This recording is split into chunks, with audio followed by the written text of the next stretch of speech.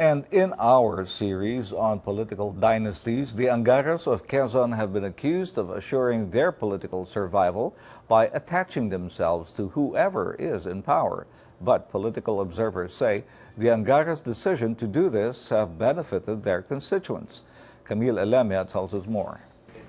Top-notch architect Felino Palafox Jr. filed complaints for graft and violation of the Code of Ethics before the Ombudsman against Senator Angara, Congressman Angara, and Governor Angara.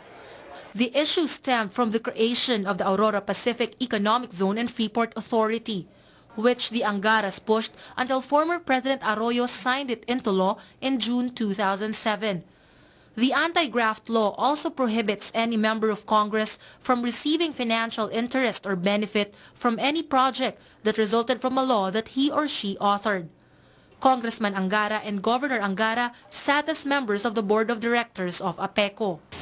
Farmer groups from Casiguran have been camping outside the Department of Agrarian Reform for 4 months now. They are part of an alliance of farmers and religious groups who have banded to oppose APECO. Father Jofran Talaban of Casiguran claims indigenous peoples in Aurora are starting to be displaced due to APECO. Ang sinasabi ng mga tao, wag naman ninyong kunin itong lupa namin kasi ito yung aming buhay, itong aming kinabukasan, ito yung aming pagkain. At hindi ito talagang kaunlaran, ito ay development aggression eh. In fact, yung pag-uuhay nila, kailangan pa kumuha ng waiver sa APECO. Ang sabi ng mga katutubo po natin, bakit naman kami kukuha ng waiver sa APECO? Amin ang lupa na ito, kami ang nagmamay-ari. Talaban admits some tribes people have been bribed with jobs to side with APECO, while most remain firm in the fight for their lands. APECO allegedly used the administration's conditional cash transfer program to elicit support from indigenous peoples. APECO has apparently authorized itself to conduct screening of beneficiaries, a right and responsibility of the local government. Nagalit nga si Mayor Bitong kasi bakit ang APECO ang magbibigay ng fortis sa mga tao? Hindi naman sila ang dapat. So, mayroon talaga agenda para makuha nila ang sentimiento ng mga tao para pumabor.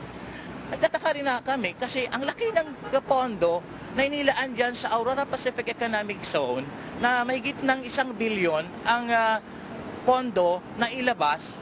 Pero yung hospital po namin dyan sa Casiguran ay hindi talaga nabigyan pansin. But Senator Edgardo Angara belies all these allegations, saying he did not benefit from the planning of APECO. Kalokohan yun eh. Kalokohan niya. Kami, kung binibigay ko sa kapatid ko ang aking pork barrel, mali yun. Di ba? Gagastusin niya para sa kanya, mali yun. Pero hindi eh. Binibigay ko sa probinsya na it just happens na ang gobernador ay kapatid ko.